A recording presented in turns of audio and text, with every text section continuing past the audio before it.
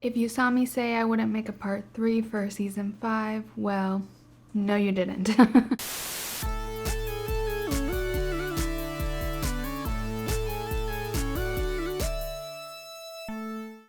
Welcome back to the Miscellaneous channel where we do miscellaneous things. I'm Zeleny. I typically cover TV, pop culture, internet trends, and other miscellaneous things on this channel, so subscribe if that's your vibe. Today I wanted to cover episodes 8 and 9 of Love is Blind, season 5. This train wreck of a season, it has left me so dizzy and confused.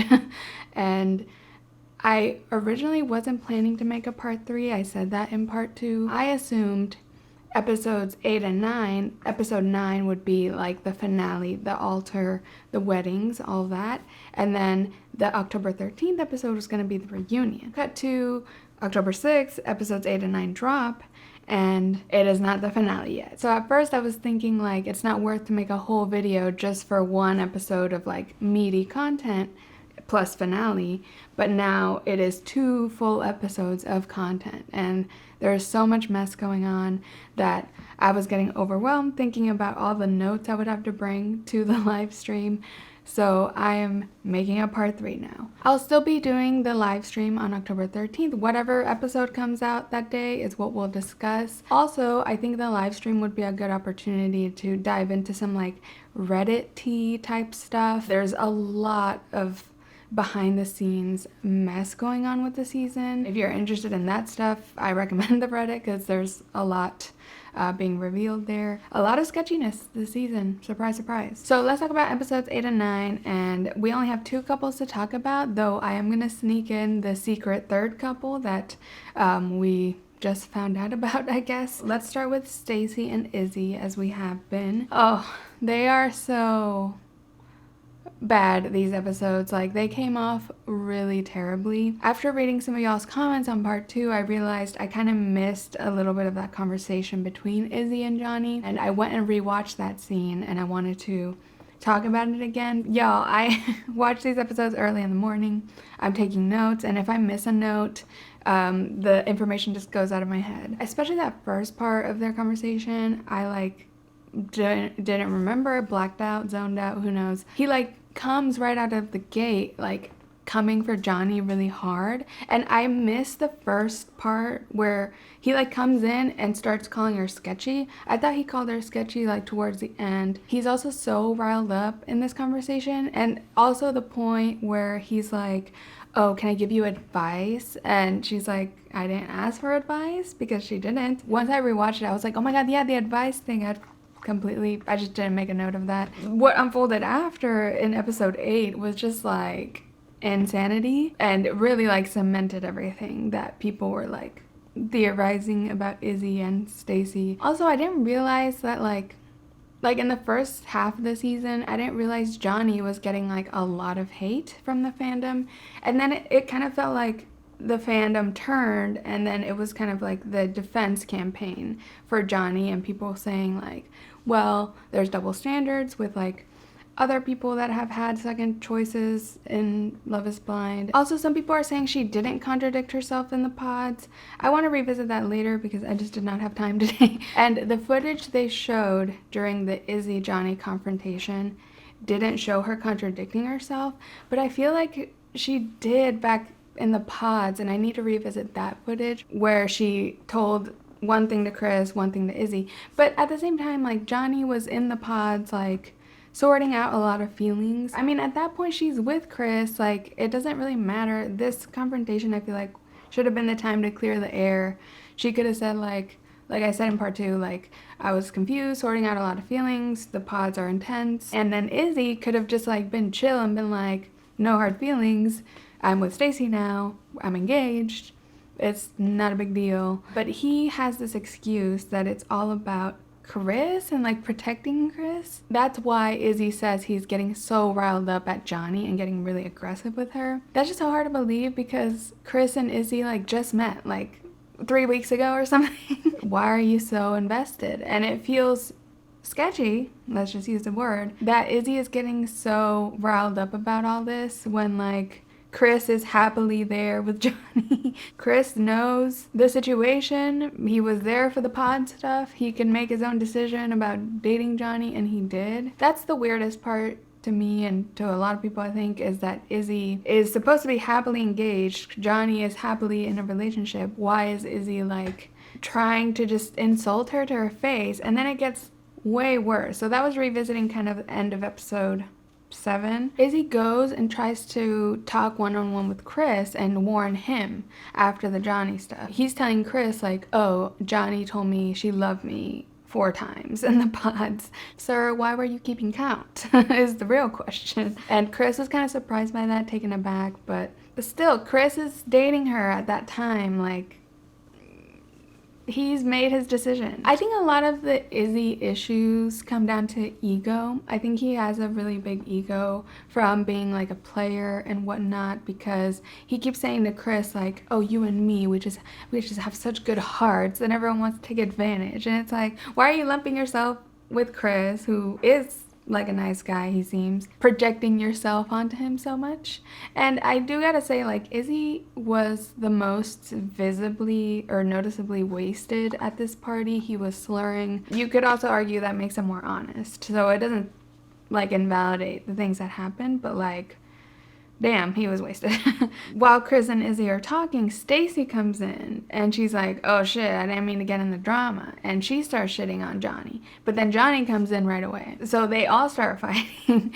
Well, mostly the girls. Izzy and Stacy are just like attacking Johnny. And it's hard to know, like, what is the point of all of this? What, like, to make her cry because they succeeded. They made her cry yet again. Stacy tells her like she's always been full of shit from the pods. It's just like so ridiculous that like Stacy's just like telling her you're a shit person, like literally verbatim those words. Where is the decorum here? Like, why are you being so nasty? And it's kind of that, and she mentions at one point, she's like, I'm a straight shooter, but it's like, you know, those people that use being direct and honesty and authenticity as an excuse to just be rude and say everything that comes to their mind. Stacy's also like implying that everyone in the room thinks she's a shitty person, when like we haven't seen everyone agree with her at all. The other girls were kind of taken aback by her shitting in the cookies comment. In the interview, she calls Johnny boring, fake, two-faced.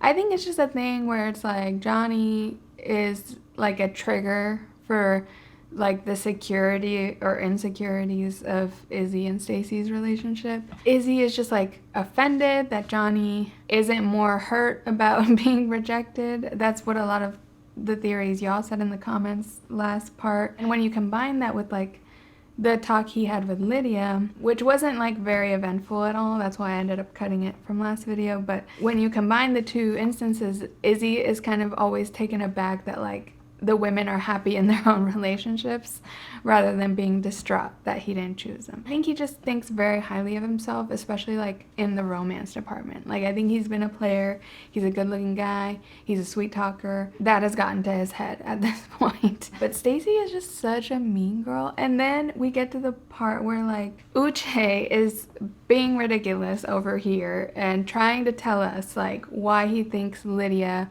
applied to be on the show specifically to run into him. And then Stacy just starts picking a fight with Johnny out of nowhere just because she like gasped at Uche's information, which was very gasp worthy. I was over here trying to listen to Uche to see if what evidence he had about Lydia. Like, spoiler alert, it wasn't anything, but Stacy interrupts by saying to Johnny, like, what's wrong with your face? Why are you looking at me? It felt very like a bitchy older sister picking a fight, which I think in a sibling context is the only time a fight like this makes sense. Like, just picking a fight over literally nothing. But in this context where they are basically strangers, hardly acquainted, you can't be picking fights like that. And Johnny's just like confused, like anyone would be. And this turns into a whole verbal brawl between the whole cast. The girls band together against Uche. They're yelling at him. Everyone is mostly on Lydia's side. Johnny is kind of like more convinced by Uche. while all the other girls are not so much, and Stacy is defending Lydia, and we'll talk more about the Uche and Lydia side of things in their section. Anyway, so Stacy and Izzy go back to their apartments. Izzy's still slurring, still wasted. At first he's like, I was so turned on by how you railed her. It's like so fucked because Stacy was being so nasty to Johnny blatantly, and then he keeps talking about like these arguments and these like insults at Johnny as like railing her, which is weird. And he did that in episode 7 as well, but this time it was even weirder because it's like, oh, I was turned on by how much of a bully mean girl you were. But Stacy doesn't like that because Stacy's like, I want you to be turned on all the time, basically.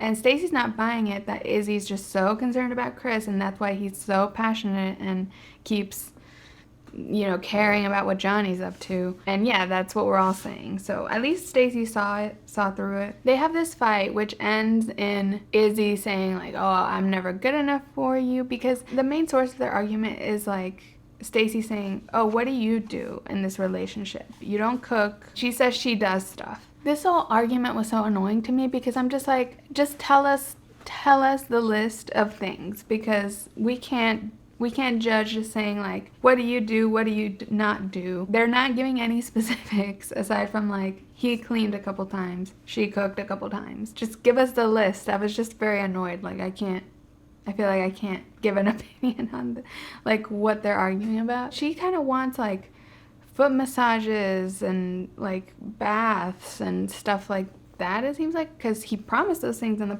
pods is what she's saying, and he's not delivering on that. He gets her flowers every Monday. That's all we know as far as specifics, which I don't think is a very like sustainable habit. It sounds cute and all, but like I just feel like that money could be used somewhere else, especially if like you're paying for first class tickets with Stacy. You gotta save up and cut the flower budget, man. But anyway, so Izzy just feels like he's never good enough for Stacy because she's demanding a lot and saying like, what do you do for this relationship? What do you do? What does anyone do? Please tell us. We don't know. Izzy runs away into the closet and cries, which I think is very much a byproduct of how wasted he was, because he's like breaking down like a drunk person would, in my opinion. Also, Izzy calling Johnny just a pod chick. Like, I did not know we were still saying the word chick in 2023. After this, we see like a reconciliation between them at a Pilates class. Like Stacy is teaching a Pilates class, and for some reason everyone in attendance is in full glam. You could tell like, you know, the Pilates studio got the email that's like, hey, we're filming Love is Blind here. Come in your best glam and we'll pretend to work out. So Izzy comes and they talk about the fight, and they make up. I always think they're like done for because their fights are so bad, and then they just like make up and they're fine. They meet Izzy's mom. Stacy took it very casually. She didn't seem to care that much that it was happening, but his mom was really, really sweet. She responded very typically of all the Love is Blind parents, like, you know, this is weird, but if you're happy, I'm happy kind of thing. We see the wedding dress try-ons, and that's always, I think that's my least favorite part of Love is Blind, is the wedding dresses, because I feel like it's just so boring. Like, some people really love, like, the vibe of it all, but, like, I don't know, I'm always just so bored. I'm like, oh, this segment. I dread this segment every time. At first I was like, yeah, you go girl, for Stacy, because she was like, oh, I want a different wedding dress. I want something that's not basic and unconventional and stuff. And then in the end, the dress she picked was literally the simplest design. It was absolutely very basic, and I was so confused. At the men's suit try-ons, even less happens than the wedding dresses. Like, it's always intercut between the two, and the only thing that came out of that was that Izzy did mention he was previously engaged again. And again, I was like, wait, yeah, we still haven't heard anything about Izzy's previous engagement. I think that's sketchy. I feel like it's not fair because we got to judge Johnny for all of her like previous failed relationships because she went into a lot of detail and they showed it on the show. And for Izzy, we have no idea. Then they go on this like NASA plane date, and like he takes her on this small like military style plane. I don't really know what kind of plane, but just one of those that's kind of like a helicopter tour, but a plane. I thought it was so ridiculous that Izzy was like, oh, I heard from her family that she loves private jets and flying on private jets. And it's like, I don't think this is what they meant. And then they have a date after that. It all goes very romantic, which is very confusing because then we see them literally the next day and they are like somber and fighting. They did fight, and apparently Stacy got very heated. It was very nasty. And his issues with his bad credit score came out. It's not debt, and I rolled back the tapes and saw Johnny did say it was a bad credit score, but Izzy had been hiding this from Stacy, and it really puts into like perspective, like how could he be calling Johnny sketchy and deceitful and all these things when he was being so deceitful to Stacy about his credit issues. She had asked him like, why don't you have a credit card and points and things, and he was just like, oh, I closed it on my credit cards, no reason why. Now she feels very betrayed, obviously, and she's also like, I don't know if I can believe you now of what you're saying. He says it's only $3,500 that caused this bad credit score. I agree with her, like I don't believe and know what to trust about this. And he keeps making excuses like, oh, I wanted to have a formal conversation. Like every time it was brought up, it was like in a lighter setting. And it's just like, you were deceitful, like plain and simple. He just maintains he was not hiding it. He's always been upfront. It's like almost gaslighting. Is it gaslighting? I think it is. That I think is the nail in the coffin for their relationship. I don't think she's gonna fuck around with finances, but they do like hug it out and are joking by the end of this.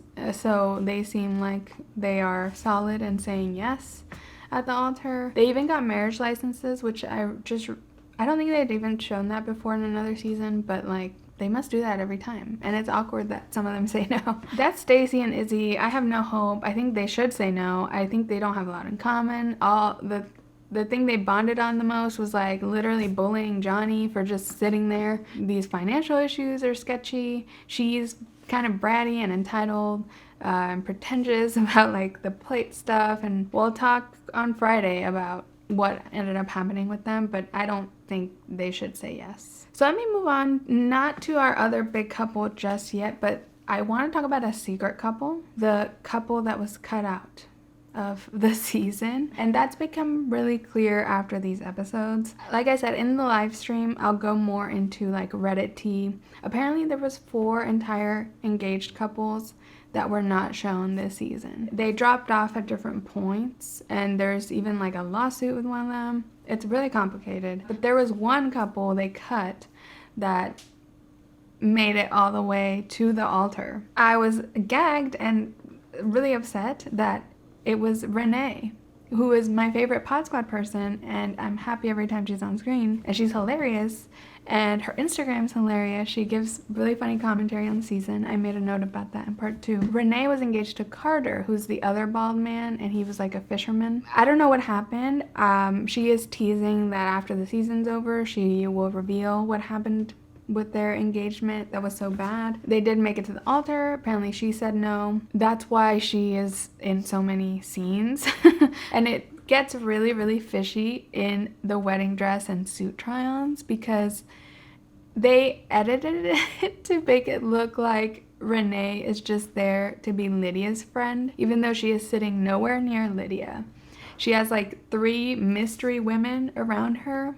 One of them looks a lot like she could be her mom. Renee is dressed in white. She comes in with Lydia into the scene like she's a main character because she was being followed as an engaged couple. They had an easier time cutting around Carter in the suit try-ons because I guess he's on the edge. I had to like hunt. I was like, I know Carter's here. I know he must be here because Renee's over there. There's like 1 or maybe 2 shots of him and the back of his bald head, and there it is. Renee and Carter are like the most interesting thing about the season at this point because we know nothing about them and what went on. And apparently Renee is married now as well. So much tea there. I'm excited to hopefully know more by the finale date, and maybe we can talk about it together. But I just wanted to acknowledge because that was evident in the episode. There has been some like implications of maybe like, I mean, Carter is JP's biggest fan. I feel like there's been some implications maybe he's like a little bit MAGA. She did post a really funny story that was like, me and Taylor are wondering where our fiancés were on January 6th. Yeah, we're wondering too. Cheers to our forgotten couple. We want to know. We want to know the tea. I think it'll all come out soon. So let's talk about Milton and Lydia, another couple that just should not be together. Though I think Milton came off a lot better than anyone else in these 2 episodes. So at the party, it's kind of a mess because Lydia is getting attacked by Uche and like confronted about all these things. That she like stalks him, that she's obsessed with him, and that she came on the show just to see him again. So he's like trying to tell the cast like, Lydia knew I was gonna be here and she did it on purpose and everything.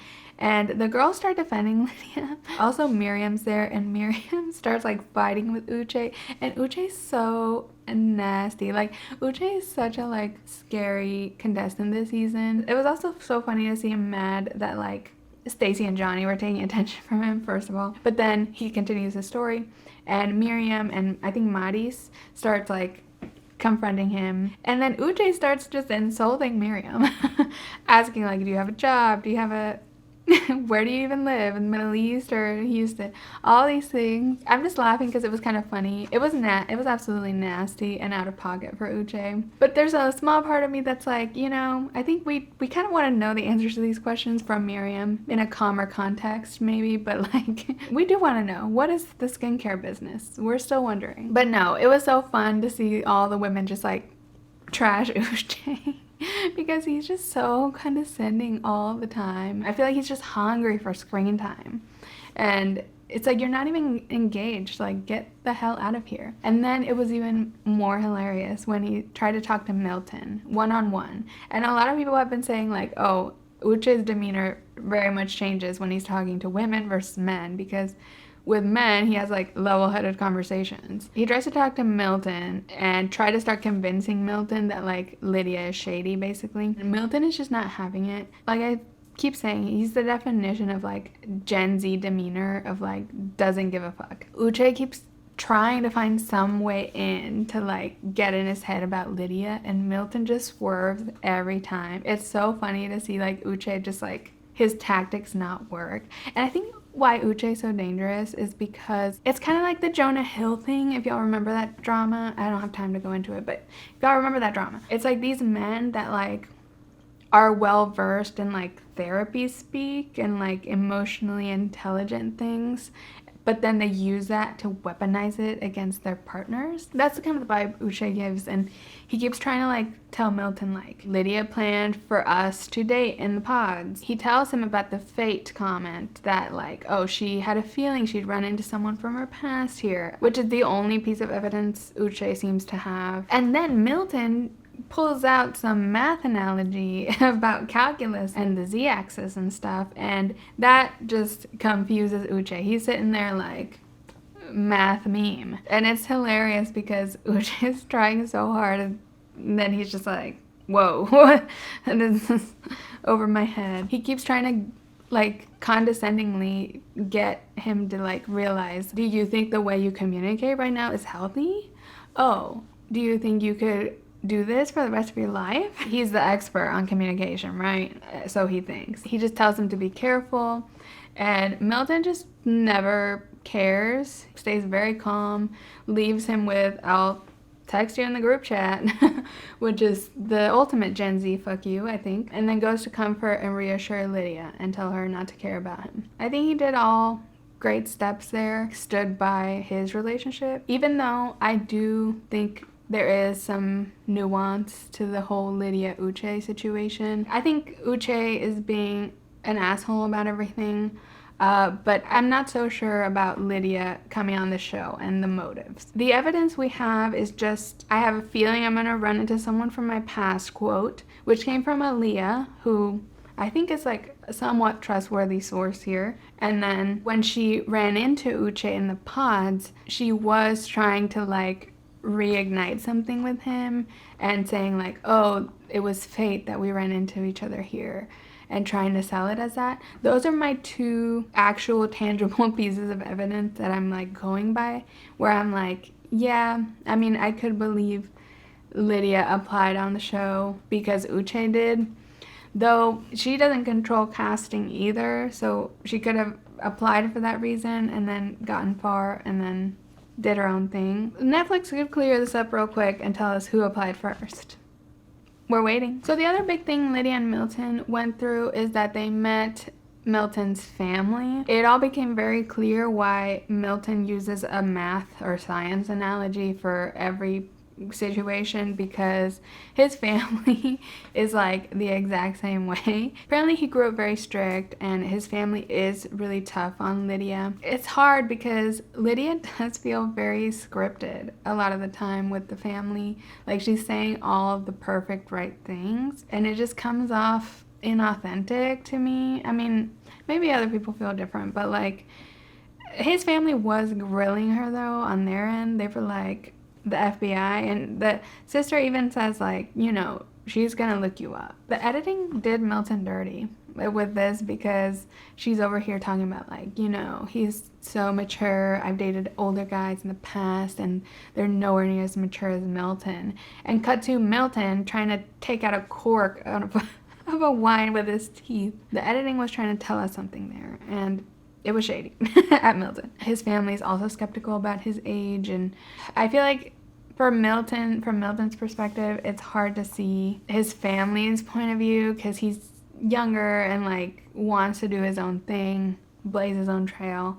But I think his family, being older and more experienced, know that like he's probably rushing into marriage. And this sister, Jessica in particular, is like feeling like the whole thing is phony. I'm on her side at this point. I'm so sorry. Like, I feel like Lydia is just more in love with the idea of being married to somebody. Milton does later have a one-on-one lunch with his sister where she reiterates like she doesn't buy into this whole thing, and he talks about kind of like their family dynamic and how intense it is, and the sister's like pretends to be shocked, I don't know, that their family is strange in that way. This is the main conflict between Milton and Lydia these whole episodes, is that like Milton is not liking how emotional Lydia is. He's not saying that outright until the very end, but like he keeps hinting that like you should be more like Milton, you should be more logical, you should be more level-headed in situations. It's very messy because that is who she is, and this is literally the dangers of marrying someone in like 2 weeks or whatever. You might not be compatible in how you handle conflict, and they're not. So they go to a date at the museum in this geological exhibit. I want to go there. It looks really pretty because they bonded over geology. Still, I think the one thing they have in common. The date starts off well, but then quickly spirals because she keeps like ragging on him about cleaning up, and that's his big flaw and issue in their relationship. Like, it sounds like he is really messy. Leaves everything on the floor, dishes in the sink for 3 days, leaves a plate on the couch. It kind of reinforces the like Milton being close to like that college age and lifestyle. She's always like nagging him about that. Right off the bat, that's like not great because I feel like it makes them have like a mother-son dynamic, which is not ideal when already they have this age and generational gap. She's pointing that out about him, so he takes that as the opportunity to say like what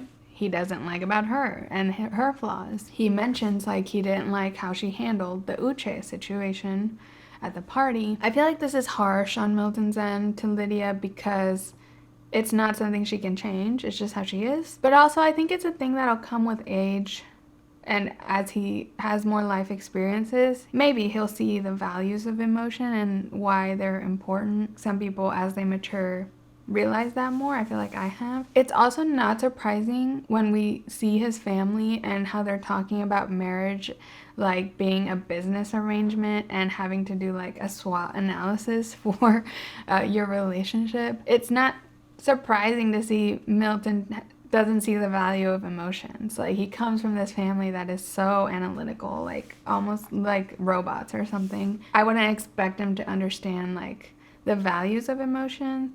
And at the same time, Lydia does have these other red flags that I don't think it's how she reacted to the Uche thing that is her red flags. I think it's more like her motives and her like controlling, manipulative tendencies we've seen. I do think there's some red flags that deserve calling out, but I don't think her being emotional is like the thing to go after here. She just is not going to be able to change that. And I feel like the flaw she sees in Milton of like not doing chores or not cleaning is more actionable than like be less emotional and be more like Milton. That's the other thing. When you're younger, you kind of think like everyone should be like me, everyone should think like me, and maybe older people think that too, but like he keeps trying to push her to be more like him. But it's a personality trait. It's hard. You're not going to change her being emotional. It's okay for her to be emotional. It's okay for him not to be. Maybe you're just not compatible at that point, you know? So Lydia gets really upset about this, obviously. She's an emotional person. She reacts emotionally. She does leave the room, which is something he said to do. But she comes back and he's very like, sorry if I hurt your feelings. And then she's like, sorry I don't meet your expectations. So it still feels like passive aggressive in some ways. I just don't have much hope for this couple either. Lydia's just very hot and cold and very like, she's so all in on Milton and so obsessed with him like when she's with his family. But then they have these fights and she seems to not like anything about him sometimes. It's just kind of confusing. And Milton has his own issues. I feel like he just needs to grow out of maybe. I just don't think they're compatible. I don't think they have anything in common. At least Lydia is finally picking up the lingo. There's one point where Milton says that's Cap, and she's like, that is not Cap. But yeah, I just don't see the chemistry between them. And I haven't this whole time. And that's why I'm like, I can't believe there were that many engaged couples, and these were like the best of the best to show in the final edit. Really? You're telling me these people are better than Renee? There must be some secret reason. Maybe Carter was an insurrectionist or something. This season is awful. I am so sorry. I mean, I'm sorry to me. I'm sorry to you.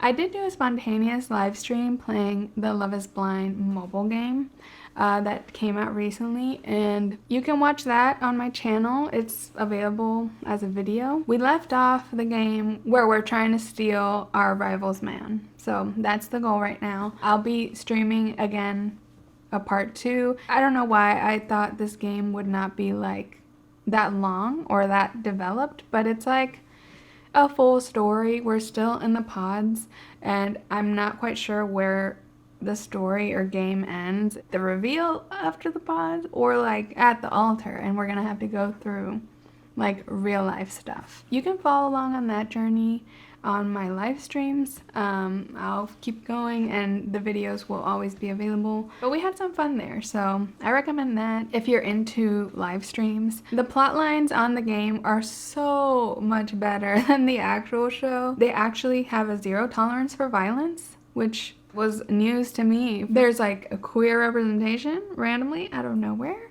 The Lachey's don't host it, so the game is superior in many, many ways. Come hang out with me playing it, maybe play it yourself. It's like free, I think. No, you need your Netflix account. You have to sign in with your Netflix account to play it. But yeah, that's what we're doing. October 13th, we'll do a live stream talking about the finale, maybe talk about some Reddit tea about the season. I look forward to that, I guess. I mean, this season is not fun, but the only thing that makes it bearable is sharing it with y'all. I appreciate y'all watching. Let me know what you think going into the finale about this season in the comments below. Please like this video and subscribe to my channel if you enjoyed. I put out new videos whenever I feel like it about TV, pop culture, internet trends, and other miscellaneous things.